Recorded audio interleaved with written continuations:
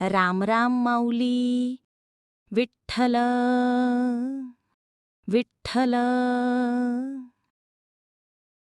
तुम्हाला माहिती आहे का, विठ्ठलाला कोणतं फूल खूप आवडतं? तर असं काहीच नाही. कारण त्याचं असं काही नाही. कोणतंही फूल आणि विशेषतः तुळस त्याला सगळंच आवडतं. त्याला कोणता प्रसाद, कोणता नैवेद्य खास आवडतो का? तर असंही काही नाही. कोणताही प्रसाद भक्तिभावाने दिला की तो त्याला प्रिय असतो. सगळे देव हातात आयुध घेऊन उभे, तलवार, गदा, चक्र.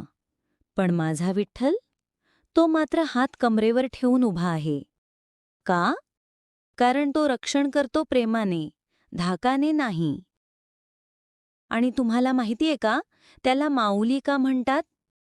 कारण तो आईसारखं प्रेम करतो. कोणताही भक्त रागावला, चिडला, तरी तो रागवत नाही, शाप देत नाही, फक्त प्रेम देतो. म्हणून मला विठ्ठल खूपच आवडतो. माऊली या शब्दातच किती ताकद आहे बघा. लाखो लोक वारीला जातात, पण कुठे भांडण नाही, मारामारी नाही.